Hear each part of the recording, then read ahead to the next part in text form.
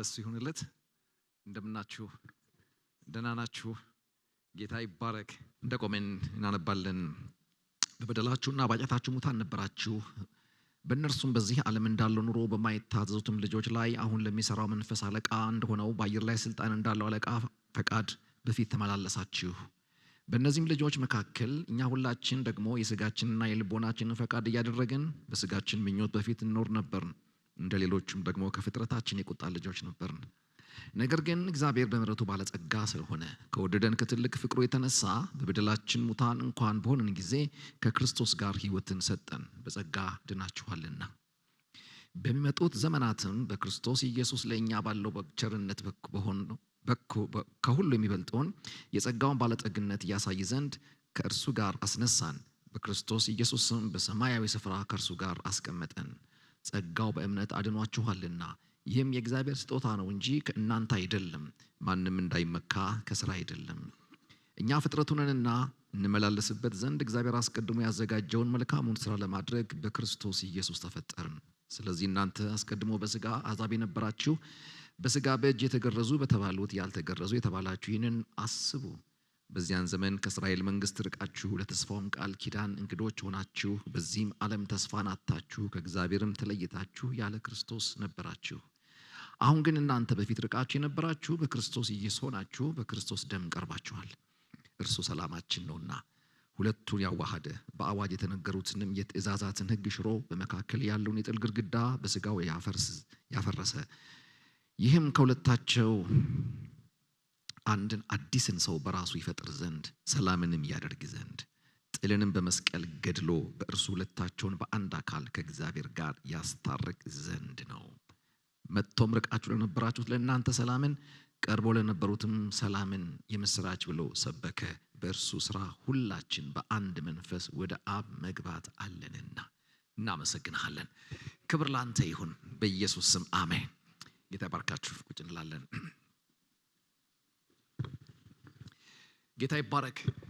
ያው ምዕራፍ 2 ባለፈው የተወሰኑ ቁጥሮችን አይተን የጨረስነው በጣም ሰፊውና ድንቅ የሆነ ሐሳብ ሐዋርያ ጳውሎስ ከምዕራፍ 1 ጀምሮ እየተናገረ እንደመጣ ለማየት ሞክረናል። በምዕራፍ 1 ላይ በዘመናት ዘላለም ውስጥ እግዚአብሔር አምላክ በክርስቶስ ያወቀውን እውነት የጨረሰውን እውነት በጸጋ እኔና እናንተን በክርስቶስ አሁን ላለንበት ዕውቀትና ድነት ለማምጣት ቀድሞ ያሰበውን ሐሳብ ዓለም ሳይፈጠር ብሎ ያስተዋውቀናል። ከዛ በኋላ ደግሞ አሁን ላይ ያለን ሰዎች በታሪክ የኋሎች በቀራንዮ ላይ በክርስቶስ ኢየሱስ በተገለጠበት ትናንትና ውስጥ የሰራውን ሥራ ያሳያል። ክብር ለጌታ ይሁን። ማሰብ ሲጀምር ከዘላለም እንደሆነ ይነግረናል። ያ ዘላለማዊ ሐሳቡን ደግሞ እውን ለማድረግ መለኮት እስከ ቀራንዮ ድረስ የመጣበትን ዴብዝ ነው የሚያሳየው። ምን ያህል ይወደኛል መልስ የሚያገኘው እዛ ውስጥ ነው። ምን ያህል ይወደኛል ለማወቅ ያለበት ድረስ የመጣበትን ትዕግስት ነው። የማይሰጥ ልጅ ሰጥቷል። ጻድቅ የማይገኝበት መስቀል ድረስ ወጥቷል። ይሄ መፈቀራችሁን የሚያስረዳ ነው። ክብር ለእግዚአብሔር ይሁን። ስለዚህ እግዚአብሔር የሄደበትን መንገድ ፍቅር መለኮትን ምን ያህል እንዳንቀሳቀሰው የሚያሳይ ጥልቀትን ነው የሚያስረዳችሁ። የአብ ልጅ የቁጣ ልጅ እስኪመስል ድረስ የሄደበትን ነገር በታሪክ ትናንትና ውስጥ ተጽፎልናል፣ ተደርጎልናል። ክብር ለጌታ ይሁን። ዛሬ ደግሞ በመንፈስ ቅዱስ የዚህ ዋጋ ውጤት የሆነችው ቤተክርስቲያን እንደሆነች ነው ያለችው። እየታነጸች የተገነባች ነው ያለችው። ግንባታው እስከ መቼ ነው ስንል ፍጽምናዋን እስክትገናኝና ፍጻሜዋን እስክትገናኝ ድረስ ይሄ ፕሮሰስ ይቀጥላል። ክብር ለጌታ ይሁን። አሁን እዚህ ምን ሰራው ስራ ይሄንን ነው። ዛሬ ላይ እንደ አካል ፍጽምናችን ይሰራል። ቀጥሎ ደግሞ ተስፋ ያለበት ፍጻሜ አለ። የትኛው ፍጻሜ ነው? ዓለም ሳይፈጠር እግዚአብሔር ያሰበው ፍጻሜ። ክብር ለጌታ ይሁን። ወደዛ መንገድ ጀምረናል። ይሄ ፍጻሜ እርግጠኛ እንድንሆን ደግሞ የርስት መያዣ የሚባል ቀብድ ተከፍሎናል። ክብር ለጌታ ይሁን። ቀብድ ማለት የሰጠው አካል ቀሪውን ሂሳብ ጠቅሎ እንዲከፍል የሚያስገድድ ስርዓት ነው በዛን ዘመን በነበረ የገበያ ስሌት። እኛ ግን ቀብድ የምንሰጠው እቃው ለሌላ እንዳይሸጥብን ብለን ነው። ሰውየው ለሌላ ሊሰጠው ይችላል ብለን ስለምንሰጋ ነው የምናደርገው። ነገር ግን ቀብዱ ከፋዩ ቀሪውን እንዲከፍል የሚያስገድድበት አንዱ ሕግ ይሄ መያዣ የሚባለው ማንነት ነው። ስለዚህ ታትማቸዋል። ክብር ለጌታ ይሁን። መንፈስ ቅዱስ የማተመን ስራ እየሰራ ነው ያለው። ኢናዲሽን የነበረ ሰዎች እንደምታስታውሱት በድነታችን ጉዳይ ውስጥ የሥላሴን አካላት ተግባር ፍንትው አድርጎ ሐዋርያ ጳውሎስ አንዴ እያመሰገነ አንዴ ደግሞ እየጸለየ ከምዕራፍ 1 ጀምሮ ሲናገር አይተናል። አብ ልጁን የሰጠበትን ፍቅር ትመለከታላችሁ። ወልድ ደግሞ ምትክ ሆኖ ቤዛ ሆኖ ራሱን የሰጠበትን ትመለከታላችሁ። መንፈስ ቅዱስ ደግሞ ይህንን ስራ በስብከት ሞኝነት ለምንድን ሰዎች የልቦናችን አብሮት እየሰጠ እያተመ እያነጸ ፍጽምናችንን እየገነባ ወደ ፍጻሜ ከኛ ጋር እየሄደን ያለው መጽሐፋችንም ሲያልቅ መንፈሱና ሙሽራይቱ ና ይላሉ ብሎ ስላለቀ መንፈስ ቅዱስ ከአካሉ ከቤተ ክርስቲያን ጋር እስከ ፍጻሜ አብሮ ይዘልቃል።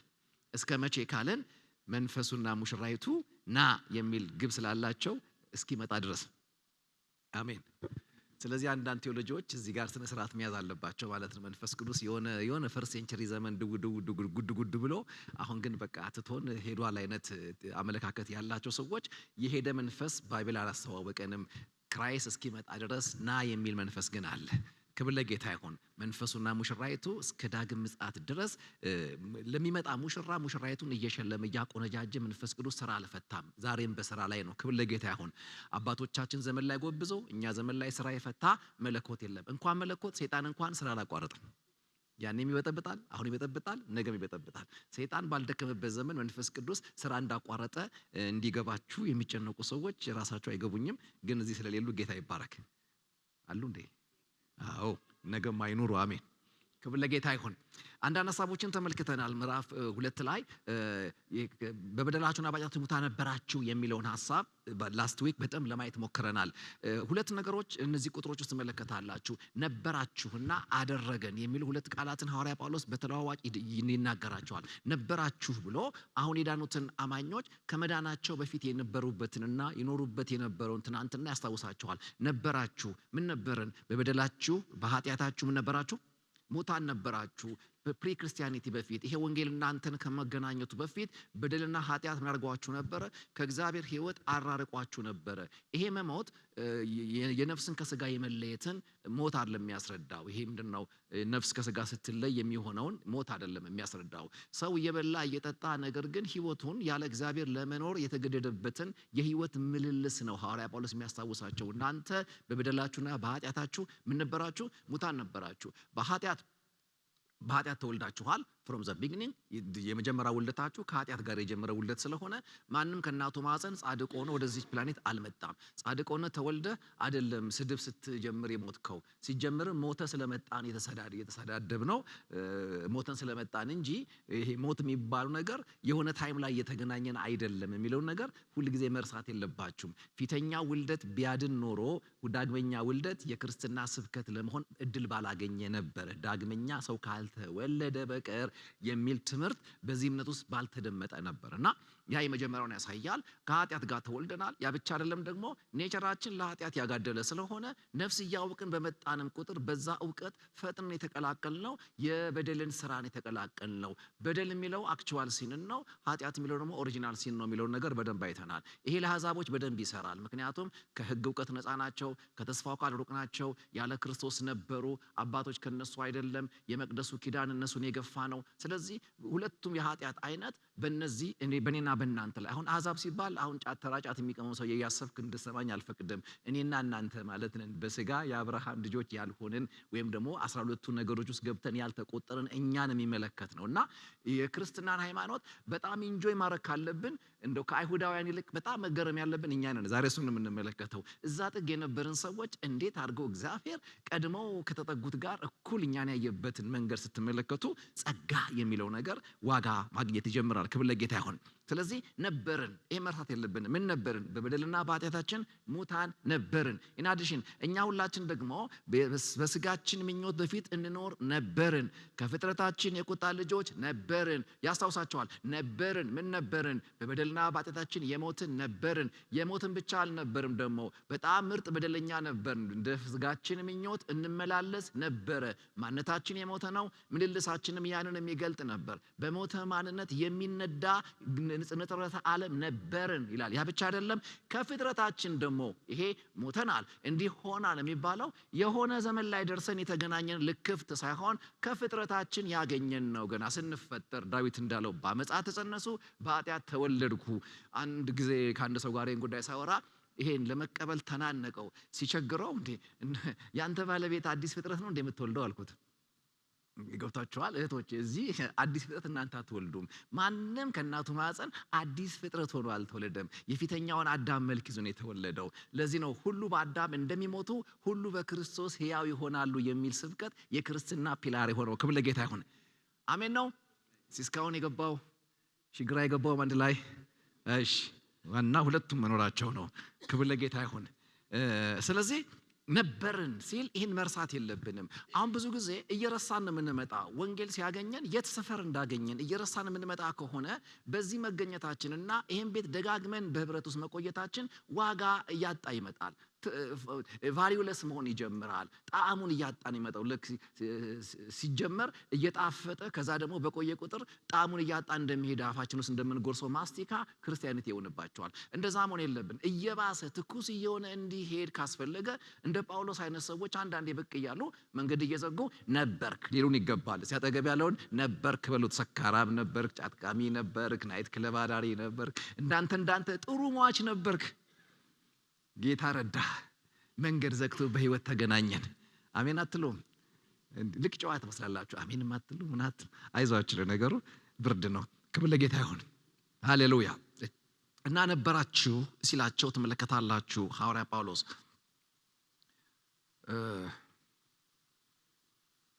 ሁለተኛው አደረገን የሚል ነው። እንዲህ ነበርን። ቀጥሎ ሐዋርያ ጳውሎስ ነበራችሁ ብቻ ሳይሆን ደግሞ አደረገን ደግሞ ብሎ ከዚህ ጋር የማይገናኝ ለንጽጽር አብሮ ሊቆም የማይችል ደግሞ ሌላ ጽንፍ ይናገራል። ማለት ሬሳ የሞትን ከዘላለም ከኃጢአት ጋር የተጀመርን ከተስፋው ቃል የራቅን የቁጣ ልጆች ከፍጥረታችን የነበርን ምልልሳችን ከሰማይ ሚዛን የተዛነፈ ነበርን ካለ በኋላ እኛኑ ደግሞ ትንፋሽ ሳይቀይር ደግሞ አደረገን ብሎ ሌላ መልካችንን በጸጋ የተደረግነውን ደግሞ ነገር መናገር ይጀምራል። ምንድን ያደረገን ስንል በበደላችን ሙታን እንኳን በሆንን ጊዜ ከክርስቶስ ጋር ምን ሰጠን? ህይወትን ሰጠን። አያችሁ፣ አንድ በደል የሚባል ነገር ገሎን ነበር። እግዚአብሔር አምላክ ህይወት ሊሰጠን ሲፈልግ፣ ከክርስቶስ ጋር ህይወት ሊሰጠን ሲፈልግ የሆነ መዳንን ስንፈልግ እንደው አይቶ አዝኖልን አይደለም። መንገዱ በዚህ ጋር ነው ያለን። ጭራሽ የሞትን በነበርንበት ሰዓት ላይ በበደላችን ሙታን በነበርን ጊዜ ከክርስቶስ ጋር ምን ሰጠን? ህይወትን ሰጠን። አሁን ለክርስቶስ ህይወት ሰጠው እያለ አይደለም። ለእኔና ለእናንተ ምትክ ሆኖ ገብቷችሁ በመስቀል ላይ ህይወቱን ሰጥቷል። መስቀል ክርስቶስ ህይወት የለቀቀበት ቦታ ነው። ካም በፊት ተናገር እንደሆነ አላውቅም ስለ መስቀል። መስቀል ሁለት ነገር የተለዋወጥንበት ነው። በመስቀል አንድ የተያዘ ህይወት አለ፣ ከመስቀል ደግሞ አንድ የተለቀቀ ህይወት አለ። በመስቀል የተያዘው የኔና የናንተ አመፀኛው የእግዚአብሔር ቁጣ የተመደበለት ማንነት ነው። ከመስቀል ደግሞ ለብዙዎች እንዲሆን በብዙዎች ህይወት እንዲበዛ የብዙዎች መልክ እንዲሆን ደግሞ የተለቀቀ አንድ ህይወት አለ። ያ ህይወት የልጁ ህይወት ነው። ክብር ለጌታ ይሁን።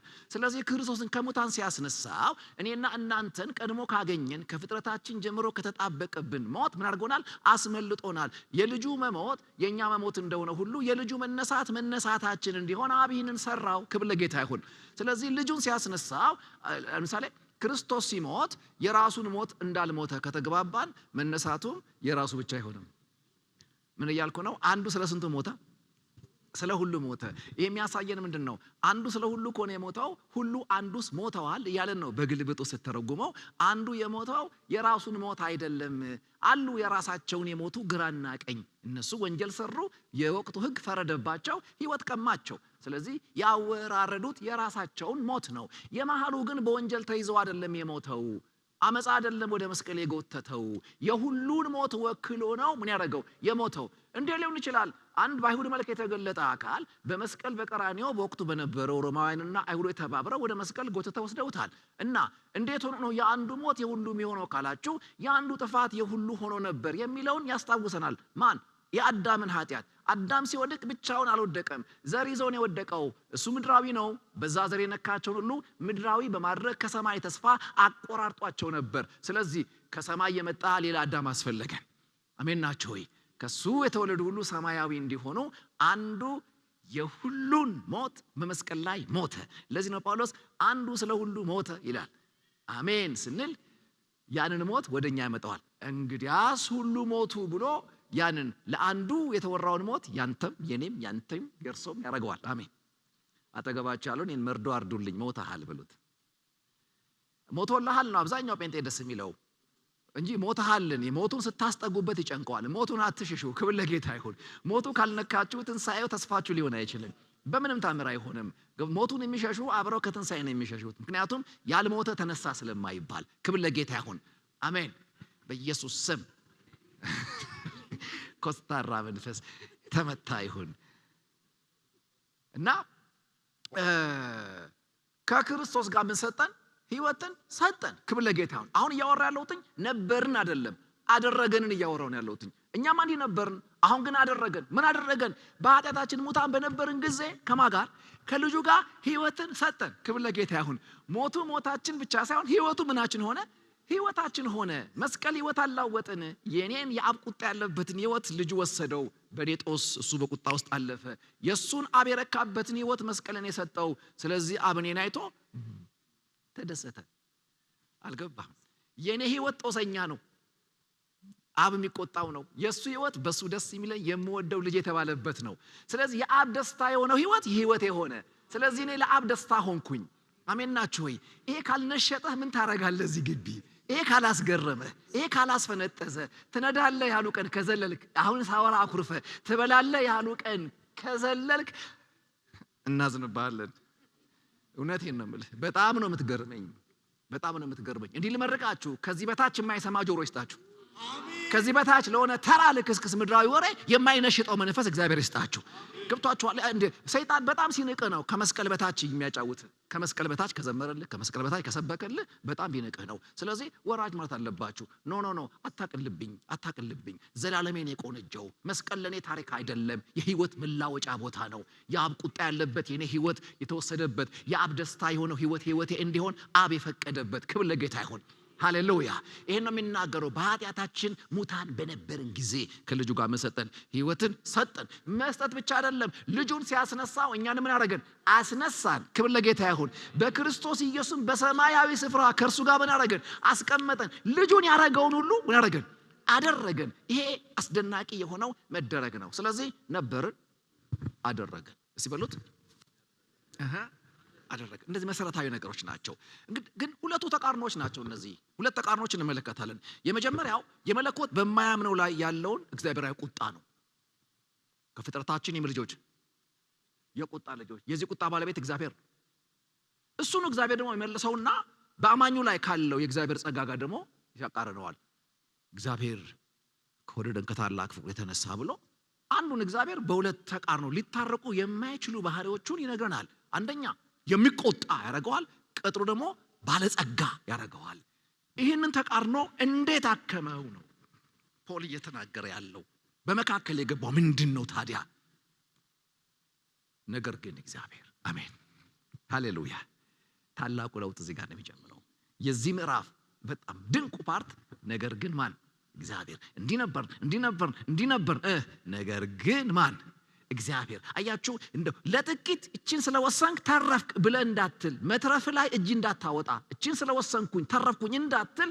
ሪዝኑን እኛ ሰፈር አይፈልገውም። እኛን ሬስ አድርጎ ከዘጋ በኋላ ቀጥሎ ደግሞ የተነሱ ህይወት የተካፈሉ በአብ ቀኝ የተቀመጡ ያደርገናል። ከዛ ፈናቅለው እዛ ምን አወጣኝ ብለህ ምክንያት አንተ ኪሱ ልትፈልግ ስትል ያቋርጥህና ነገር ግን ማን? እግዚአብሔር። እዚህ ስራ ውስጥ እጅ አላወጣህም። እግዚአብሔር ሬሳን ምንም አልጠየቀም። አሜን ባለሆያችኋለሁ። ሬሳ ትቀብራለህ እንጂ አታፈቅርም። አንድ አፍቃሪ ተገኘ፣ ወደ ሬሳ ህይወት ይዞ የተጠጋ አንድ አፍቃሪ፣ እሱም ጌታ ነው። ክብር ለጌታ ይሁን። አጠገብ ያለውን ተወደሃል ብሉት። ለሞተው ማንነት ሰማይ ህይወት ይዞ ተጠግተዋል። ድኛለሁ፣ ድኘሻል፣ ድነናል። አሜን ክብር ለጌታ ይሁን። አሜን አሜን። ይህን ያነጻጽረዋል። በተለይ ጳውሎስ በማያምነውና በአማኝ ሁኔታ መካከል ያለው ንጽጽር ነው በግን ማስተዋወቅ የሚጀምረው። የማያምነውን በእግዚአብሔር ቁጣ ውስጥ ወይም ከእምነት ጀርባ በነበርንበት ጊዜ የእግዚአብሔር ቁጣ ከፍጥራችን ነበረብን ይላል። እኛም ደግሞ መጥቶ በአብ ቀኝ ያስቀምጠናል። በተወሰኑ ቁጥሮች ውስጥ በቁጣው ስር ነበርክ ይልሃል። ቀጥሎ ያው የተቆጪው ቀኝ ጋር ደግሞ በልጅነት ውበት ያስቀምጣል። ይሄንን ተቃርኖ በምን ነው የሚያስታርቀው? ሁለት ፊደል ናት ግን። አሜን። ነገር ግን የዚህ ክፍል ርዕሰ ጉዳይ የሆነው ይሄ ቃል ነው። ነገር ግን እግዚአብሔር። ሁሌ ኤፌሶን ምዕራፍ 2 ሲደርሱ እቺን ቃል አሳሷት። ነገር ግን ማን? እግዚአብሔር። ማን? እኔን የቁጣ ልጅ የነበርኩትን እኔኑ የአብ ልጅ በቀኙ አስቀመጠኝ። ሲኦል የሚገባኝን የእግዚአብሔር ቁጣ የሚመለከተኝን ሰው የእግዚአብሔር ጽድቅ የሚመለከተው አደረገኝ። ምንድነው ይሄን የለወጠው? ይሄን የማይታረቅ ነገር ምን ገመደው ስትለው፣ ነገር ግን እግዚአብሔር አሜን የሁለቱ ልዩነት ምክንያት ሆነ። የቁጣ ልጅነትና የአብ ልጅነት መካከል ያለው ልዩነት ያስታረቀበት ቦታው ይሄ። ነገር ግን እግዚአብሔር ራሱ ባለቤትና ምክንያት ሆኖ በመሃል ገባ። ክብር ለሱ ይሁን። አሜን አሜን በሉ። ይሄ በመጽሐፍ ቅዱስ ካሉ እጅግ አስደሳች ቃላት አንዱና ዋነኛው ይሄው ግን የሚለው ቃል ሆኖ አግኝቼዋለሁ። ዘ ሆል ባይብል ካያችሁት እንዲነበራችሁ ነገር ግን ካለ መፍትሄውን ነው የሚያወራው። በጣም ጣፋጭ ቃል ነው። ነገር ግን ብዙ ጊዜ በስብከት ነገር ግን ካለ ችግር አለ ብለን ያሰማርናችሁ አይደለ? ይሄ በግለሰቦች ተራ ታሪክ ውስጥ ነው። በመለኮት አሰራር ውስጥ ግን ነገር ግን ብሎ እግዚአብሔር ካለ መዳንህ ያለቀበት ጸጋ እዚህ ጋር መልክ ማውጣት ይጀምራል። ሪዝነብል ይሆናል። ግሬስ ክብር ለጌታ ይሁን። እንዲወደደኝ የምትሉት ነገር ምክንያታዊ መሆን ይጀምራል። የሰው ሁኔታ ተስፋ የሌለው ቢሆንም እግዚአብሔር አልተውንም። ምክንያቱም ነገር ግን እግዚአብሔር ምን የቁጣ ልጆችን የአብ ልጆች ካደረገ ሞት የሚገባንን በበደላችን በራሳችን በምርጫችን ወደ ሞት የርነውን ሰዎች ከፍጥረታችን ከሞተ አካል የተቆጠርነውን ነፍስ እያወቅን ደግሞ ስንመጣ በበደላችን ያኑ ያመጻ መንገድ ፍሬ እየገለጥን የነበርነውን ሰዎች ከፍጥረታችን በእግዚአብሔር ቁጣ ውስጥ የተገኘነውን ሰዎች የአብ ልጆች ለማድረግ ነገር ግን እግዚአብሔር በሚለው ከታርቋል ካልኳችሁ ወይም ፖል ካለ ነገር ግን እግዚአብሔር ምን ስትሉ በጣም መሰረታዊ የሆኑ ሁለት ነገሮችን ያነሳል። ቁጥር 4 ላይ በምህረቱ ባለጸጋ ስለሆነ አሜን። ሪች ኢን ሜርሲ ባለጸጋ ነው። አሜን። አንዳንድ ሰው ባለጸጋ ነው ስትሉ በሚቆጠር በሚታይ ነገር ነው። አባታችሁ የሰማይ አባታችሁ ግን በምህረቱ ምንድነው ይለናል? ባለጸጋ ነው። በምህረቱ ባለጸጋ ነው። ሌላ ስትሉት ከወደደን ከታላቅ ፍቅሩ እየተነሳ ሪዝኖቹ ይሄ ነው። የቁጣ ልጆች የአብ ልጆች የሆኑበት ምክንያት ምንድነው ስንል ጸባይ አሻሽለው ነው አይደለም መልሱ።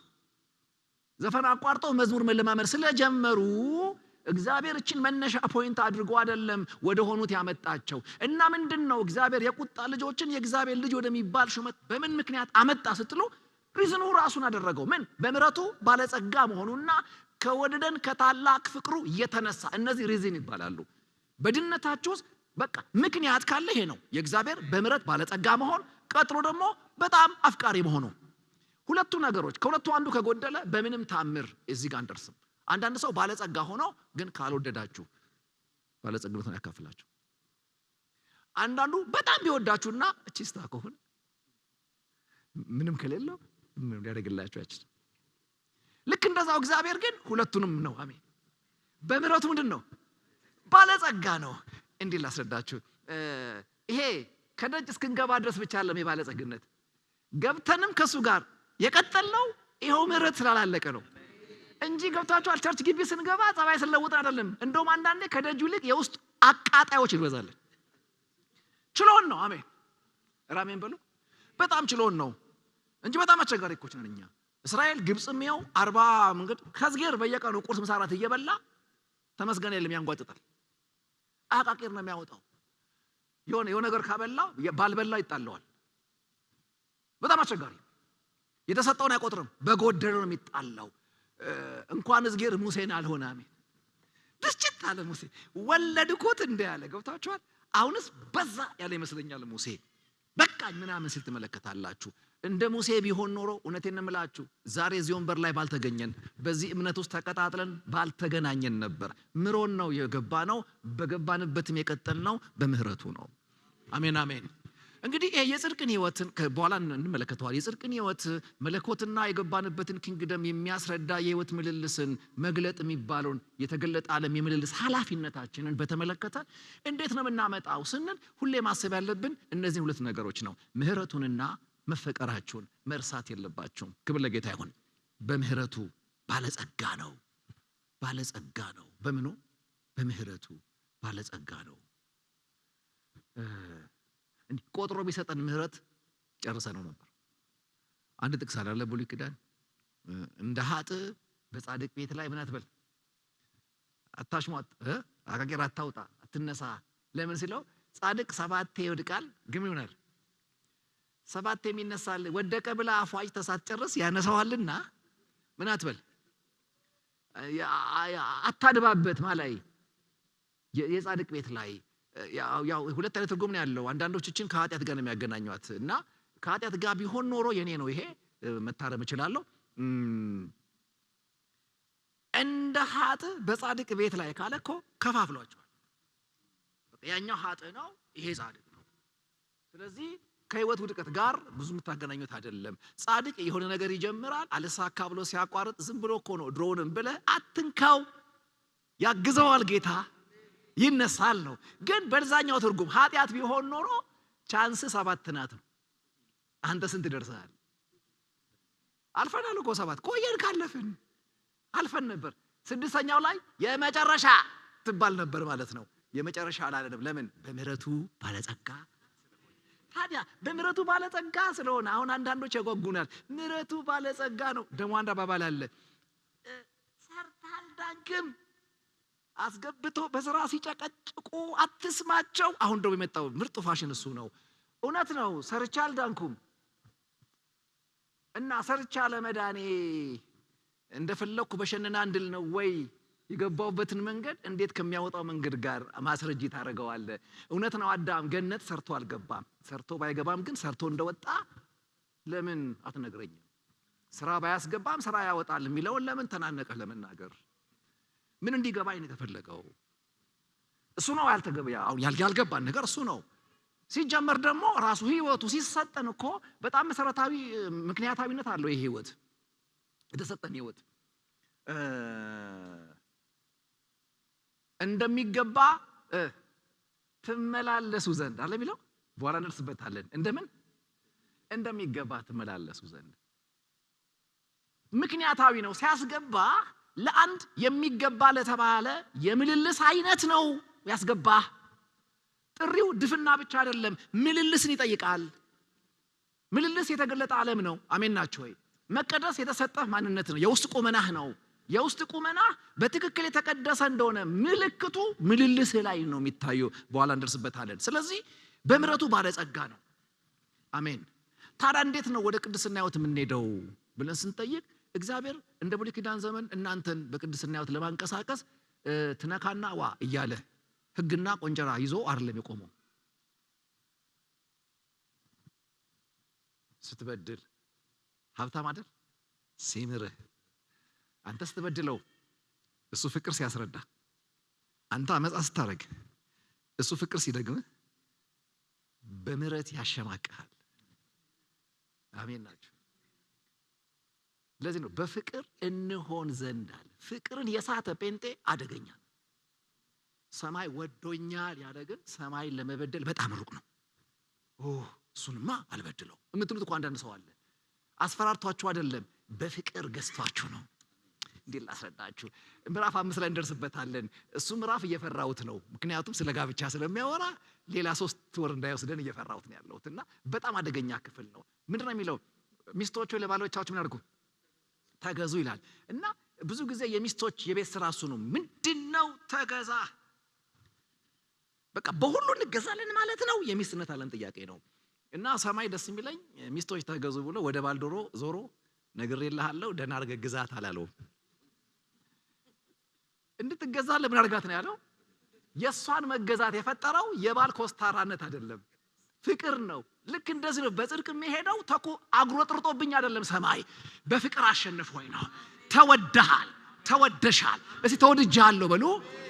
ፍቅር ባለበት ቦታ ላይ መገዛት ኮሶ ጠጡ አይደለም። መገዛት ጭንቀት አይደለም። ፍቅር ሲገባን ምላሻችን መገዛት ሰሚሽን ነው የሚሆነው። ክብር ለጌታ ይሁን።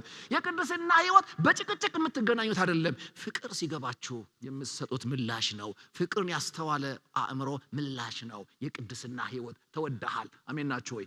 ስለዚህ በምህረቱ ባለጸጋ ሆነ።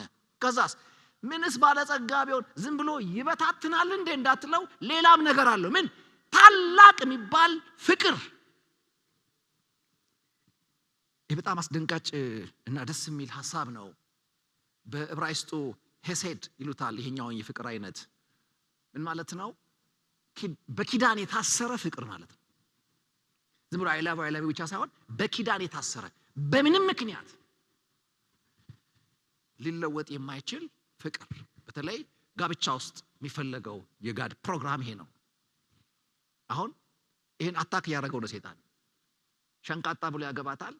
ከዛ ወፈረች ብሎ ሊፈታት ይፈልጋል። ወጋውት ነው እንዲህ አይነቱን ያደርግልሽ እየወጋ አሜን። ይሄ ሄሴድ የሚባለው ይሄንን ለመጀመሪያ ጊዜ የሰማሁት አንድ ሰው እንዲህ የሆነ ስለ ፕሪማሪጅ ላይ አሁን በቅርቡ ማሳተመው መጽሐፍ አለና ቅድመ ጋብቻ ላይ ያላገቡ ያዘጋጀውት አለ። እሱን ስናወራ የነገረኝ ታሪክ በጣም ነው የገረመኝ። በአንድ ታዋቂ ዩኒቨርሲቲ ውስጥ በጣም ተወዳጅ የሆነ ፕሮፌሰር ነበርና ለ40 ዓመት ምናምን በጋብቻ ውስጥ ነው ያለው። አንድ ቀን ቢሮ ቁጭ ብዬ ይላል ሰውየው በጻፈው መጽሐፍ ላይ፣ ቢሮ ቁጭ ብዬ ድንገት ሚስቴ ስትመጣ በመስታወት አየዋታል ከቤት እና ስትመጣ ኪችን ሲሰራ የሚለበሰው የሚያገለድቡትን እሱን ለብሳ በባዶ እግሯን የመጣችው እና በቀጥታ ሰውየው የአእምሮ ችግር ድንገት እንዳጋጠማት አወቀ። ገባ፣ ቤት ወሰዳት፣ በማግስቱ ተመለሰ። ያንን ትልቅ ፕሮፌሽን ያለበትን ኦቶሪቲ ሪዛይን አቀረበና ዩኒቨርሲቲው ተደናገጠ። ምንድነው ሲል ሄሴድ ነው አለ። አሁን አስፈልጋታል። ሙሉ ማንነቴ ትኩረቴን ለሷ ነው የምሰጠው፣ ምክንያቱም የመጀመሪያው ኪዳኔ ለሷ መኖር ነው አለ። ይሄ አስደናቂ ነው። ከወደደን ከታላቅ ምን ፍቅሩ በኪዳን የታሰረ ነው። የዝጌር ወዳሃለው ለማለት የተባለ አይደለም። በመዝሙር ያወራንን ያክል አይደለም። አልገለጠው መዝሙራችን፣ አልገለጠውም ስብከታችን። የማይሻር ነው፣ በደም የጸና ነው። አሜን ናችሁ። እኔ አምላካችሁ አልለወጥም ያለበት ጉዳይ ነው። ይለወጥ ይሆን ብላ ትንቀጥቀጥ። አሜን። መለወጥ እሱ ጋር የለም፣ ምናልባት አንተ ጋር ነው። በመንፈስ ቅዱስ የምትመከረው አንተ እንዳትለወጥ እንጂ እሱ እንዳይለወጥብህ አይደለም። ክብር ለጌታ ይሁን። ለዚያ ለጭቅጭቃችን ወደኔ የመጣውን ከቶር ውጭ ምን ያደርገው አላወጣውም ያለው ከሱ ስታንድ ነው እንጂ እንደምንም ይግባ እንጂ በር ቆልፌ በሽጉጥ ነው ማስቀጥለው አይደለም እያለ ያለው። በገባ እግር አንተ መውጣት ትችላለህ። የምትለወጠው አንተ እንጂ እሱ ምን ያደርግም አይለወጥም፣ አይለወጥም፣ አይለወጥም። ብዙ ጊዜ የኛን ኃላፊነት በመለኮት አይለወጥነት ውስጥ ነው ማጥናት ሰዎች የሚፈልጉት፣ ቀላሉ እሱ ስለሆነ ማለት ነው።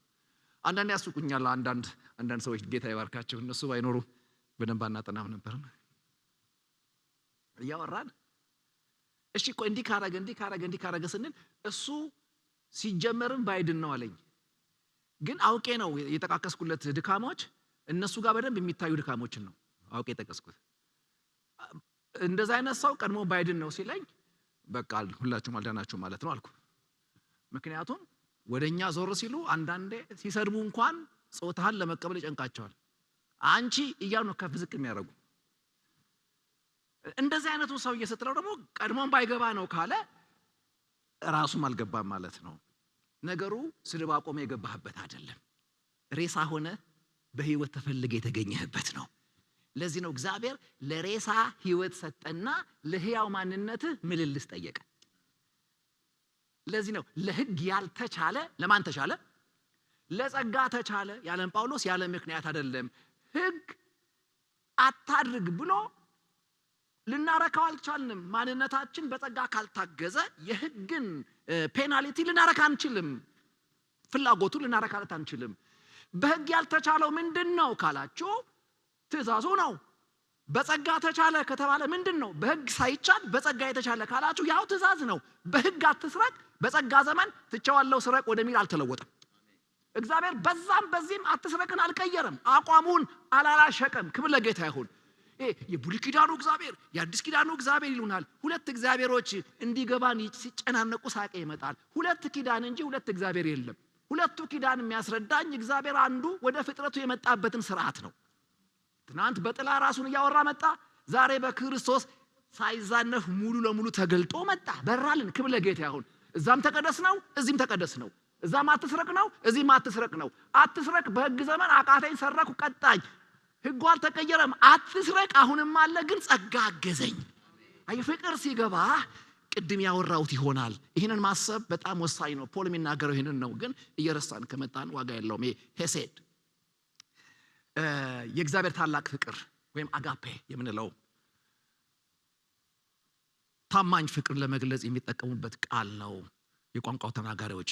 ምንም እንኳን አመፀኛና ኃጢአተኞች ብንሆንም የማይገባን ቸርነት ተደርጎልናል ማለት ነው። ክብር ለጌታ ይሁን። በጸጋ ድናችኋል። ጾኩላችሁስ ድኛለሁ በሉ።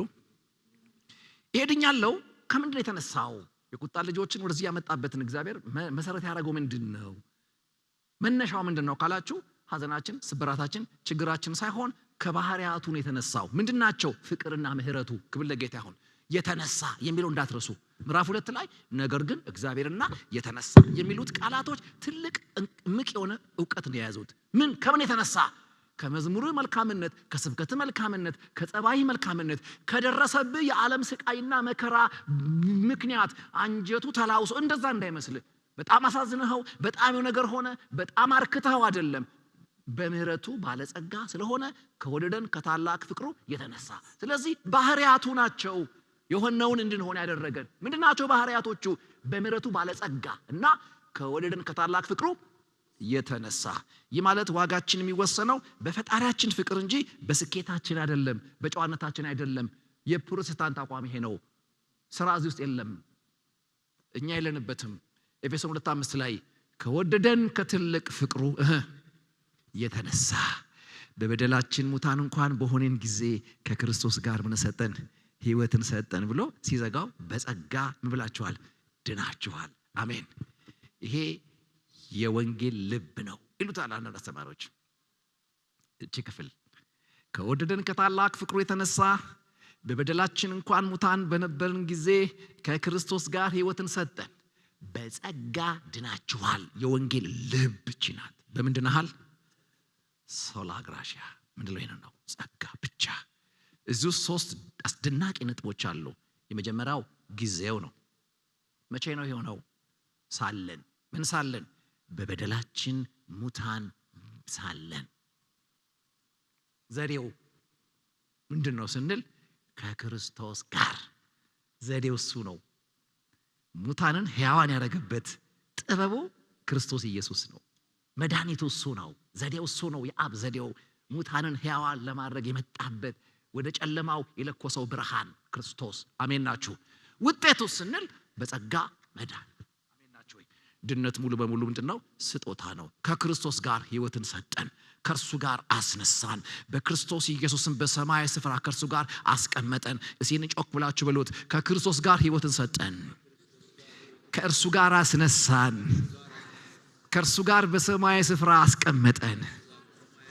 አይታችኋል? ሕያው መደረግ፣ ከሙታን መነሳት፣ እንደገናም በአብ ቀኝ መቀመጥ የሚባል በጸጋ ያለቀ ጥፍጣፊ የሆነ የኛ እጅ የሌለበት እግዚአብሔር ብቻ የሚመሰገንበት ጉዳይ ነው። ቁጥር 8 እስከ 9 ይሄ የወንጌል ልብ ያልኳችሁ ነው። ቁጥር 8 በጸጋ በእምነት ድናችኋል። ጸጋው በእምነት ምን አድርጓችኋል? አድኗችኋል። እዚህ ውስጥ 3 ቁልፎች አሉ አይደል? አንደኛው ጸጋ ግሬስ የምንለው ነገር አለ። ያልተገባን ምህረት የእግዚአብሔር ክፍል ነው። ይሄ ጸጋ ላይ የኛ እጅ የለበትም፣ የእግዚአብሔር ድርሻ ነው። በጸጋ ውስጥ ያልተገባን የእግዚአብሔር ምህረት ከበፊት ያልኩትን አስታውሳለሁ። አንድን የመጽሐፍ ጸሐፊ ጠቅሼ ነግሬያችኋለሁ። ምህረትና ጸጋን የገለጠበትን። ጸጋ ማለት የማይገባህን ያገኘህበት ነው። የማይገባህን የቁጣ ልጆች ነን፣ የሚገባን ቁጣ ነበረ። ነገር ግን ያው ይሄ የቁጣ ልጅ የምን ልጅ ምናምን ልጅ ሲል ሁልጊዜ የማይታዙ በማይታዙ ልጆች ላይ ምናምን ሲል ይሄ ልጅ የሚለው በልጅና በአባት መካከል ያለውን ባህሪ እንደ ኤግዛምፕል እያደረገ ነው ባይብል እያወራን ያለው። የአባት መልክ በማን ላይ ይታያል? በልጅ ላይ እንደሚታይ የቁጣ ልጆች ካለ ገብተዋል። በህይወት የሚታየው ምንድነው? የአባት ባህሪ ነው። በቃ አንተ ምንድነህ? የቁጣ ነህ ማለቱን ነው የሚያሳየው። የባህሪ ሽግግርን ነው የሚያሳየው። ያን ነው የሚያሳየው። ነገር ግን ጸጋ በእምነት ማድረጓቸዋል አድኗቸዋል ሲል የቁጣ ልጆች የነበርነው የእግዚአብሔር ልጅ አደረገን። ይገባናል ወይ ካላችሁ አይገባንም። የሚገባን ምንድነው? በኃጢአታችን መቀጣት ነው። የሚገባን ቀርቶ የማይገባን ነው የሆነው። ስለዚህ ጸጋ ምንድነው ስትሉ የማይገባችሁን የተቀበላችሁበት የእግዚአብሔር አንዱ ጥበብ ነው። ጸጋ በሚሰበክበት ቦታ ሁሉ ጊዜ ተቀባይ ማንነት ይዘህ ነው መስማት ያለብህ። አሁን አንዳንድ ጴንጤና አንዳንድ የኛ ሀገር ባለስልጣናት ይመሳሰላሉ። አሜን አትሉ? አንዳንድ ጴንጤ አይታችሁ ከሆነ ልክ ራሱ በቃ መስቀል አዝሎ ቀራንዮ ውሎ አድሮ ምናምን ገብታችኋል። የሆነ በቃ የሰራ ይመስላል ድነቱን ራሱ በቃ እያፏጨ ሲያወራ ሲከራክ ሲያጎረጠረጥብህ እና የሆነ ቅልስልስ አይልም ጸጋ አካባቢ። አንዳንድ የኛም ሀገር ባለስልጣን ለብድር ሲፈራረሙ አበዳሪ ነው የሚመስለው ራሱ ሲፈርም እንጂ የሚበደር አይመስልም። በቃ ኮስተር ብሎ ትንሽ ዝቅ ይባላል። አሜን ናችሁ? ከአንገት ሰበር ይባላል። እዚህ ቤት ሰበር ነው የሚባለው። አሜን ነው። እኔም አይገባኝ ነበር አድነኸኛል ነው የሚባለው። እንደዚህ አይባልም። እዚህ ነውር ነው። አሜን ናችሁ? እዚህ ተቀባይ ነው ያለው እንጂ ያዋጣ የለም። በል አላዋጣህም በሉት። ድነት አላዋጣ መዳን ላይ ያዋጣኸው ምንም ነገር የለም። የተሰጠ ጉዳይ ነው። እስቲ በጸጋ ድኛለሁ ብሎ አዎ። ስለዚህ ጸጋ ሲሰበክ ልብ ሰበር ካላለ ለምስጋና ቀና ካላል አይሆንም። አንድ ሰው እኮ ነገር ሲሰጥ ገብቷል። ሰጪው ነው ቀና ማለት ያለበት።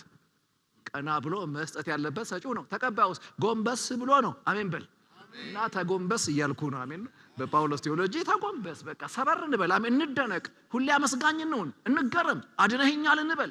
መዳን አይቀልብን። አሜን ናቸው። መትረፍ እኮ ነው። አንተ ክብር ለጌታ ይሁን። እና ግሬስ ያልተገባን ምህረት፣ ይሄ ደግሞ የእግዚአብሔር ክፍል ነው። እምነት ወይም ፌዝ፣ ይሄ ደግሞ የሰው ክፍል ነው። ይህን ስጦታ የምንቀበልበት እጅ ይሉታል አንዳንዶች። ዓለም ሁሉ ሊድን እንጂ እንዳይጠፋ እግዚአብሔር አምላክ አንድያ ልጁን እስኪሰጥ ድረስ ዓለምን ወደዋል። እስኪሰጥ ካለ የአብ ድርሻው መስጠት ነው። that's grace። ወደኛ ደግሞ ዞሮ ለተቀበሉት ሁሉ ግን ብሎ አያችሁ ወደ ማን አወጣ? ወደኛ ወጣ። ስለዚህ ይሄ እንደ ክራይስት አስቡት። ሰጠ ሲል ተቀበል። የተቀበለበት እጁ እምነት ነው። ለዚህ ነው faith is not savior by itself, means of grace ነው። በአንዳንድ ቴዎሎጂ ላይ ገብታችኋል። እምነት ነው የሚያድነው፣ ጥምቀት ነው የሚያድነው፣ እንትን ነው የሚያድነው ሲያጨቃጭቁ ራስ ይዘኝ ወራጅ ይላቸዋል። እምነትም ጥምቀትን ጥግ ያዝልኝ የሚያድነው ኢየሱስ ነው እላለሁ። ያኔ ስርዓት ይዛል። ሁለቱን ለማጥናት ስነ ስርዓት ይዛል ማለት means of grace ናቸው። ስለዚህ የጸጋ ሚስጥራት የምንለው ማለት ነው። ሶስተኛው ከእናንተ አይደለም የሚለው ነው። አሜን። በመዳናችን ውስጥ እነዚህ ሶስት ነገሮች መረሳት የለባቸውም። በጸጋ በእምነት ካንተ አይደለም፣ የለህበትም በለው። ጸጋ በሉ፣ እምነት እኔ የለሁበት። እንዲህ ማታርባችሁ እኔም ብለህ ስፔስ የለውም። የእግዚአብሔር ስጦታ ነው ይሄ። አንተ የለህበትም ሲል እንዲገባ ነው የፈለገው። ምንድነው ጳውሎስ? የእግዚአብሔር ስጦታ ነው። ሰማይ የጨረሰው ጉዳይ ነው። እምነት ራሱ እንኳን ይሄ እምነት ራሱ ከናንተ ድርሻ ነው ያልኩት ራሱ እምነት ራሱ እንኳን የሰው ብቃት ሳይሆን ከእግዚአብሔር የሚሰጥ ስጦታ ነው ማለት እንዳምነው እንኳን ታግዤ ነው። አሜን። አንዳንዴ ነው የፖለቲካሎጂ ትንሽ ግራ ይገባል አይደል? የሆነ እመኑ ይልህና አምናለሁ ስትል እሷንም ታግዘ ነው ይላል። ምንም ስፔስ እንዳይኖር ማለት አንዴ አጋንንት ነው ማስወጣት አቅቷቸው ረበሻቸው ግማሽ ቀን ምናምንና አስቸገራቸው። ጌታ መጥቶ ቶሎ አስወጣው። ጥያቄ ሆነባቸው። እኛ እንደዚህ ስንታገል ያልሆነ ምንድነው ሲባል የሰናፍጭ ቅንጣት እንኳን ታክል ምን ብትኖራችሁ እምነት ቢኖራችሁ ይሆናል ሲል ምን እያለ ነው? የሰናፍጭ ቅንጣት እንኳን የላችሁም እያለ ነው። ገባቸው ካልኩሌሽኑ። ጌታ ሆይ እባክህ እምነት ጨምርልናል። እንዳምንህ ማመኛ ስጠኝ። ሌላ ሰርታ አንተ ጋር እንድመጣ የታክሲ ስጠኝ እንደዚህ ድረስ መጥቼ እንዳትል ከፍዬልህ ነው። ልባችንን ከፈተው። የጽድቅ ወንጌል ሲወራ እንዲገባን አደረገ። ክብር ለሱ ይሁን። ሃሌሉያ። እና የሰው መምረጥ ራሱ ከመዳን በፊት የእግዚአብሔር ስራ ነው። አሜን። ለዚህ ነው ቁጥር 9 ላይ ከስራ አይደለም ማንም እንዳይመካ ብሎ የሰውን ዓለም ድርሻ ተስፋ ያስቆርጣል። ስለዚህ ጸጋ ምንድነው ካለን ሰው ከድካም ነፃ ያወጣበት እግዚአብሔር በሰራው እንዲገባ ያረፈበት ነው። ሰንበታችን የታወጀበት መለከት ነው። እግዚአብሔር በሰራው ውስጥ መግባት በብሉይ ኪዳን ከሚያስወግሩ ኃጢያቶች አንዱና ዋነኛው ቀዳሚው እግዚአብሔር በሰጠው የእረፍት ቀን ውስጥ ለሥራ መታጠቅ ያስቀጣ ነበር። ለአንተ ያልተሰጠ ቦታ አለ። ሰማይ በሰራው እረፍ ብቻ የምትልበት that's great ጸጋ ነው። አለውበትም አትለው። በሰንበት ቀን ይረፍ። ለምንድን ነው እግዚአብሔር ያንን ቀን ለምን ሰጥቶታል? ለእረፍት ሰጥቶታል። እንግዲህ አስታውሰው አላውቅም ከተወሰኑ ወራት በፊት ስለ ሰንበት አስተምሬ ነበርና የቀን ሰንበት አለ። አሜን። በሳምንት ውስጥ የምትካፈሉት የቀን ሰንበት አለ። ቀጥሎ ደግሞ የዓመት ሰንበት አለ። 6 ዓመት ምድሪቱን ታርሳትና በሰባተኛው አሳርፋት ትባላለ። የሰባተኛውን የምትበላው እዝጌር ነው የሚያበላህ። አሜን ናቸው። 6ቱን ጥረት ትበላለህ፣ 7ኛውን ጥሩልህ ትበላለህ። መብላት አይቋረጥም። ያበላህ እጅ ነው የሚቀየረው።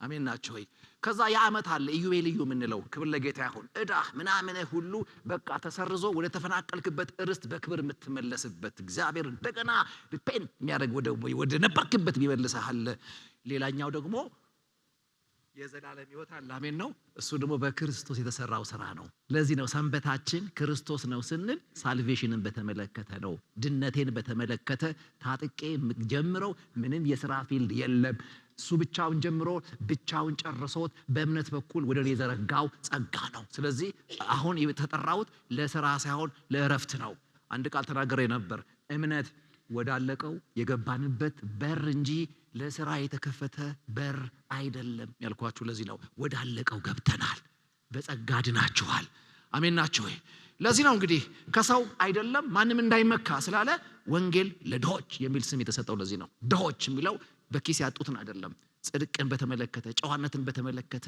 ቢፈተሹ ብሎ ቢያድሩ ምንም አይነት ለመለኮት ስታንዳርድ የሚዘገን የሚለቀምባቸው አንዳች ነገር የሌላቸውን እኔና እናንተን ነው የሚያሳየው ድሆች ነን ከመንፈሳዊ ዓለም ጨዋነት አንግል ብንፈተሽ አንዳች ማይገኝብን ድሆች የነበርን ሰዎች ነን መዳን ለቅዱሳን ብቻ አንዳንዴ በትጋታቸው ጥሩ ጸባይ ላላቸው ብቻ ነው እንዳንል ለሁሉም ኃጢአተኞች ክፍት ነው የሚል ድፍረት የደፈርነው ከሥራ ስላልሆነ ነው ሌላኛው ኩራት ሙሉ በሙሉ የተወገደበት ቦታ ጸጋ ስለሆነ ነው ማንም እንዳይመካ ከሥራ አይደለም ብሎ እግዚአብሔር በድነት መንገድ ላይ የሰውን ትምክት ድራሹን ያጠፋበት እኔ የምንልበት ስፔስና ቦታ እንዳይገኝ አድርጎ እኛን ከሳልቬሽን ቦታ ተቀባይ እንጂ ለሥራ ያዋጣው ነገር አለ የሚል ዕውቀት ውስጥ እንዳንገባ ያደረገን እሱ ነው ከሥራ ሳይሆን በጸጋ ነው ይሄም የእግዚአብሔር ፍቅር አንዱ መንገድ ነው ክብር ለጌታ ይሁን ይሄው ነው ታዲያ የሆነው በመረጡና በፍቅሩ ብዛት ወደኛ የመጣበት ሳልቬሽን ዓላማው ምንድነው እሱ የሚነገረን ቁጥር 10 ላይ ነው የእግዚአብሔርን ውበት ነው የሚያሳየን እኛ ፍጥረቱንና ይለናል አሜን እስቲ ፍጥረቱን ብሉ ይሄ በግሪኩ ፓይኤማ ወይም ደግሞ ወደ እንግሊዝኛው ፖይም የምትሉት ግጥም የምትሉት ነገር በእነሱ በዘመኑ ትክክለኛው ቋንቋ ከዚህ ቃል የተወሰደ ነው ይሄ አንድን ሐሳብ አስውባችሁ የምትናገሩበት ጥበብ ስለሆነ እግዚአብሔር በክርስቶስ በኩል ቤተክርስቲያንን በእንደዚህ አይነት ውበት ነው ያመጣት የሱ ጥበቡ ናት ውበቱ ናት የሚያምር ቆንጆ ስራ ሰርቷል የት እኛ አንቺ እኛ ተጋጥመን የግለሰብ አይደለም የአካል ውቅር ነው የሚያሳየው ከሞተ ነገር ከጠፋ ነገር አምጥቶ አንጽንቶ አንድ ውብ ነገር ሰራ ፍጥረቱ ነን የሚለውን ከዚህ ይሄን ቃል ነው በኦሪጂናል ቋንቋ ላይ የሚጠቀመው እና እኛ የእግዚአብሔር ልዩ ውበት ነን ልዩ ፍጥረት ነን አሜን እንዴት ላስረዳችሁ እግዚአብሔር ይምራል ብሎ አንድ ጥያቄ ቢጠይቅ መልሱ አዎ ሳይሆን እኔ ነኝ ነው ያድናል ካለ ፍለጋ አይደለም መልሱ ይሄው የዳነ ማንነቴ ሰው ያረጋል አዎ ያስፈልገኝም እኔን ማየት ነው እናንተን ማየት ነው ይሄው የምሕረቱ ውጤቶች ይሄው በጸጋ የዳኑ ሰዎች ይሄው ዘላለምን ተስፋ ያደረግን ሰዎች ይሄ እስካሁን ትግስተኛ ነው ሲባል ይሄው እስካሁን ያቃጠልን ድራሽ ይጥፋ ያልተባልን ሰዎች ለፍቅር የተዘረጋጁ መልሶ ያልታጠፈብን እጆች አይንን እንዳላየው ያልተባልን ሰዎች እኛን ማየት ውበቱን ማየት ነው እኛን ማየት የቀራንዮን ሪዝን ማየት ነው ሞቶ አልቀረም ታሪክ አይደለም ተነስቷል በስቷል ሕይወት ዘርቶ እኛን አፍርቷል እኛን አብቅሏል ክብር ለጌታ ይሁን ውበት ነኝ በሉ ይሄን ማወቅ አለባችሁ ይሄን ውበት የምታጣጥሙት በአካል አንድነት ውስጥ ነው ምዕራፍ 4 ላይ እንደርስበታለን እኛ የእርሱ ስራ ነን አሜን ሕይወታችን በእርሱ እጅ የተሰራ ጥበባዊ ስራ ናት መደነቅ ነው ያለብን መገረም ነው ያለብን ድኛለውን በተመለከተ ሁሉ ጊዜ ይሄ ነገር ሊያስገርመን ይገባል አሜን አሜን ራሜን በሉ ስለዚህ ፐርፐዙ ምንድነው ሲባል በጣም ነው የሚገርመው ይሄን ሁሉ ዋጋ ከፍሎ መጥቶ ምንድነው እኛ ሰፈር የሚፈልገው ነው ይሄ በክርስቲያኒቲ ለምን ነው የተፈለግነው ለምን እዛው ዳንበት ቦታ አልተተውንም ለምንድነው በአካል መጋጠም ያስፈልገን እለት መተናነጽ ያስፈልገን ምንድነው ሰማይ እስኪ ወስደን ድረስ ባለን ጋፕስ ከኛ የሚፈልገው ነገር ምንድነው ሲባል ለመልካም ስራ ተፈጥራችኋል ነው የሚለው ይሄ ነው አሁን የሚያጨቃጭቀን የሃይማኖት ጎራን ገመድ የሚያጓትተው ይሄ ነው ለመዳን ስራ በሚሉና ኖ ለስራ ዳንኩት በሚሉ መካከል ጉትቻ ይበዛው ለዚህ ይህ በጣም አስፈላጊ ነው ማወቅ ብዙ ጊዜ በፕሮቴስታንቱ ዓለም ውስጥ ትኩረት ያጣንበት ጉዳይ ነው እንድናለን እንመጣለን እየተሰባበክን ጨፍረን መባጥለን መበተን አርገነዋል ምን ልስ ተረስተዋል የዳንበትን ፐርፐዝ ብዙ ጊዜ የሚያስታውሰን ትንሽ የሚያነቃን የሆነ ጩኸት ያስፈልገናል። በክርስቶስ ኢየሱስ የሚታመኑ ሁሉ በመልካም ሥራ እንደሚጸኑ ግን ይሄ ክፍል ዋስትና አይሰጥም። ስለ ቅድስናችን ቀጣይነት ጳውሎስ ዋስትና አይሰጥም። ይህ የሚወሰነው በታዛዥነታችን ላይ ነው። ለመልካም ሥራ ተጠርተናል፣ ግን ለመጽደቅህ ዋስትና አይሰጥህና ለመልካም ምልልስ ግን ዋስትና አይሰጥም። እሱ ባንተ ታዛዥነት ላይ ምን ያደረገ ነው? የተመሰረተ ነው። ለዚህ ነው ቲቶ 3:8 ላይ ቃሉ የታመነ ነው ይላል። ምን የሚለው? እግዚአብሔርንም የሚያምኑት በመልካም ሥራ በጥንቃቄ እንዲጸኑ እነዚህን አስረግጠህ እንድትናገር እፈቅዳለሁ፣ ይህ መልካም ለሰዎች የሚጠቅም ነውና ብሎ ጽድቃችንን በእርግጠኝነት ካቀበለን በኋላ ያንን ጽድቅ የሚገልጠውን ምልልሳችንን ግን በእኔና በእናንተ መታዘዝ ላይ አስቀምጦታል። ለምን እንዳንኳላችሁ በተገለጠው ዓለም ላይ መልካምን ሥራ ለማድረግ ክብር ለጌታ ይሁን። መልካም ሥራዎች መዳን የሚበቅልባቸው ስራዎች አይደሉም። እግዚአብሔር በእኛ ህይወት ሊያፈራ የሚፈልገው ፍሬ ናቸው እንጂ መልካም ስራዎች ድነታቸው የበቀለበት ስራ አይደለም። ይማውቃል በመልካም ስራ አልዳናችሁም ነው አማርኛው። ነገር ግን እግዚአብሔር በእናንተ መልካም ስራ ለመግለጥ ይፈልጋል። ለዚህ ፐርፐስ አድኗችኋል። አሜን። እስቲ ድኛለሁ ብሎ ለምንድን ነው የዳንከው ለሚለው ጥያቄ ልሰብክ ብቻ አይደለም፣ ልዘምር ብቻ አይደለም። የምልልስ ዓለሜን እግዚአብሔርን የሚመስል መልክ እንዲኖረው በማድረግ በወደቀ ዓለም ላይ በጸጋ የተነሳ ህይወት እንዳለ ለሱ ምስክር መሆን ነው። ሁሉ በጨለመበት መካከል ክርስቶሳዊ ብርሃንን ለመግለጥ ነው። ክብር ለጌታ ይሁን። ሰዎች እኛን አይተው ሰማይ እንዲያስተውሉ አሜን ነው። እናንተን አይቶ በሰማይ ያለ አባቴን ካለ ያንተ መታየት ስለ ሰማይ የሚያወራው አለው። ወክለው እንድትታይ ነው። አሜን። ተቀላቅላ አትጨልም፣ ተቀላቅላ አትውደቅ። አሜን ናችሁ። እንደዚህ አይነት ድምዳሜ ጋር ከሚያደርሱ ትምህርቶችም ራሳችሁን አርቁ፣ አትጋቱ። የገዛ ሞባይላችሁ መርዝ የምትጋቱበት ካፕ እንዲሆን አትፍቀዱ። ምረጡ። የሚሰማ ነገር የሚሰማ ብቻ አይደለም፣ ገብቶ የሚያደርግህ ነገር አለው። ገና አያያዙን ሳይ እስኪጨርስ አልጠብቅም፣ አረጋለሁ በገዛ እጄ። እኔ በከፈልኩት ኔትወርክ መርዝ ይገተኛል። እንዲህ ማድረግ ለመዳሜ ነው። እለፍ ግባ ያለ እኛን ስታገኝ ግባ። አሜን በሉ። እግዚአብሔር በሥራችን ምክንያት አላዳነንም። አሜን። ይሄ ለዚህ ቤት እንግዲህ አይደለም፣ ደህንነት ትምህርት ጀምሮ የተማራችሁት ነው። ነገር ግን መልካም ስራዎችን እንድንሰራለት አዳነን። እሷን የረሳ ነው። በጸጋ ድኛለሁ በሥራ አይደለም ብለን ከዳንን በኋላም አይደለም እንቀጠል ነው። በሥራ ቢሆንማ እንዴት ትገባለህ? ማስረጃ ሬሳ ምን ይሰራል? እዝጌር ጤነኛ ነው። ሬሳን ስራ አልጠበቀበትም። ያንዳንዶቻችን ህይወት አሁን ገብተንም ሬሳ እንመስላለን። በጣም ስራ ጠሊታ፣ ጽድቅን ጠሊታ፣ መንፈሳዊ የሆነ በጎ ህይወትን ለመግለጥ ያልን ነገር በዓላማ እሱን የሚኮረኩሙ ሰዎች አሉ። አትጨናነቅ ምናምን እንዴ! እኔ አንዳንዴ ድንግጥ ነው የምለው። ተቀደሱ ጭንቀት የሆነበት ትውልድ አቅፈናል። ተቀደሱ፣ አትስከሩ፣ አትስፈኑ ጭቅጭቅ የሆነበት ዘመን ፍለጋ ግሪክ ድረስ የሚያጠና ጀግና የአማርኛውን ሶት እኔ አማርኛው አትስከር ካለ አትድከም፣ ግሪኩም እንደዛው ነው የሚለው። ክርስቶስን ለማጥናት በተዳ አይሻልም? እንደው ተውት፣ ባይብል ቢፈቅድልስ ራሱ ምኑ ነው የሚናፍቀው? ጠዋት በሁለት እግር ወጥቶ ማታቱ ቦስ ለመገኘት ነው ተንገዳግደ ለመግባት እሱን ትናፍቃለህ? እኔ አንዳንድ እኮ ዝጌር እኮ የቀማን እኮ ደግነ ጥቁር ነገር እኮ ለጥቅማችን ነው። ራሜን በሉ። እኔ ጌታ ይጠብቀን ብቻ። አሜን ነው። ቶሎ እንዳትሞት ነው። አሜን በል እንጂ ጨጓራ እንዳታቦን ነው። በሲጃራ ሳምባ እንዳታቃጥለው። እንደው ብንኖር አይሻልም? እድሜ ቢረዝም አይሻልም? ለጥቅማችን የተሰጡ ናቸው እንጂ በቃ እግዚአብሔር በቃ እንደዛ አድርጋችሁ አታስቡት። ህይወቱ አይፈቅድም። አሜን ነው። ስታንዳርዱ ራሱ አይፈቅድም። አንዳንድ ነገር እኮ የሆነ ስታንዳርዱ ፖዚሽን ሲቀይር ዋጋ ይጨምራል። አሜን አትሉ? ሻምሹ ሱቅ ሄደ ስትንዶና ለቀማውን ኮካ የምትገዛት እሷኑ ኮካ ደግሞ ስካይላይት ሄደ ብታዝ ዋጋው ይጨምራል። መጠኑ አልጨመረ፣ ጣዕሙ አልጨመረ። ምንድነው ካል የተገኘችበት ቦታ እና ዝም ብሎ እንደ መንደርተኛ ሰይጣን ሲተምንህ ወጋው አትልም። ዝም ብለህ ልክስክስ ነገር ተወጋለህ። እንዲህ አይነት ዋና ነገር ነው መወጋት ያለበት። አታርክሰኝ። አሜን ነው ወይ? እንዲሁ በቃ ላለመስከር ላለመስፈን ዘረኛ ላለመሆን ወንጌል ይበዛዋል። ተቆንጥጦ ማድረግ በቂ ነው። ጎበዝና አባት ያሉት እንኳን አያረግም። ይሄንን እንዴት ነው በወንጌል ውስጥ የፈለግነው ይሄን ነገር? ይሄ ነው በጣም አደገኛው ነገር። በጣም ወሳኙ ጭቅጭቅ እዚህ ጋር ነው። ባይዘወይ ያው ወደዚህ ትምህርት ያመጣን ወደዚህ መጽሐፍ ያመጣን የገነባነው እንዳይፈርስ የሚል ስለሆነ አሁን ሶስቱ ምዕራፎች ሳውንድ ዶክትሪን ስለሆኑ ነው ያልተጨቃጨቅ ነው። ምዕራፍ 4 ቁጥር 1 ጀምሮ ሽጉጥ ነው የምንማዘዘው። አሜን ነው አሜን ነው። ስነ ስርዓት ያዝ ይላል። አሁን ሰማይ ሩቅ እዛ ዘመን ይብሪታውና አንተ ጋር ይመጣል። በስም መጥራት እስኪቀረው ድረስ ጳውሎስ ይጠጋጋናል። በሶስቱ ምዕራፎች ባሎች ሆይ ሚስቶች ሆይ እያለ አሜን እቤት ይገባል፣ ጓዳ ይገባል። አሜን አትልም? አሜን በሉ። እግዚአብሔር ለመልካም ስራዎች በእምነት ያድናል። አሜን በሉ። እግዚአብሔር ለሰው ድነትን ሰጥቷል። አሜን በሉ። ለመዳን ብቁ ለመሆን መልካም ስራዎችን መስራት አያስፈልግም። ለምን? በቂ ነገር ማሰጥቷል፣ እግዚአብሔር ሰጥቷል። ነገር ግን ድነትን ስለተቀበልን መልካም ስራዎችን መስራት አለብን ነው የክርስትና ጤናማ ትምህርት።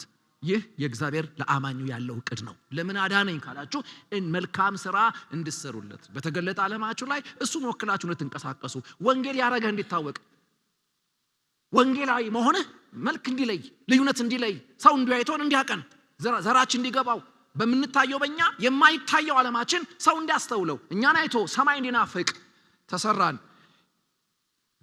በዚህ ከተሳካልን የስኬቱ ክብር ባለቤት ማን ነው ካላችሁ የለውጡ ባለቤት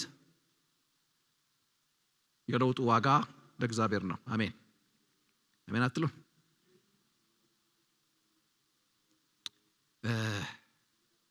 ኤፌሶን 12 ላይ ነኝ 1:12 ይላል ይኸውም በክርስቶስ አስቀድመን ተስፋ ያደረግን እኛ ለክብሩ ምስጋና እንሆን ዘንድ ነው። የጨረስኩ ነው። ለክብሩ ምስጋና እንሆን ዘንድ ነው። በቃ በህይወታችሁ መልካም ነገር ከታየ የጉብዝናችሁ ውጤት አይደለም። በእኛ በሚሰራው ስራ እግዚአብሔር መከበር ፈልጓል። ሃሌሉያ ራሜን ይባላል።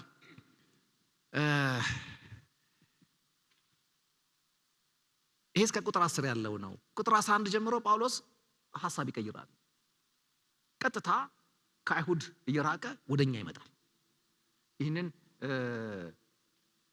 ኦኬ አንድ አራት ደቂቃ ስጡኝና ሐሳቡን ላይ ይዛችሁ እናንተ አጥኑት። ቤት ስላለፈው መለያየት ነው የሚናገረው። አስታውሱ ይላል። አሁን እናንተ በሥጋ ምን ሆናችሁ? አሕዛብ የሆናችሁ እናንተ ይሄን አስታውሱ። ቅዱስ ጳውሎስ አሕዛብ የነበሩትን ወይም አይሁድ ያልሆኑትን ያለፈውን ሁኔታ እንዲያስቡ ይጋብዛቸዋል። አስታውሱ፣ እዚህ የተገኛችሁት ከቅዱሳን ጋር በአንድ ወንበር ላይ ፊት ያላችሁት በአብ ቀኝ እኩል ከአብርሃም ጋር የተቆጠራችሁት እናንተ አስታውሱ።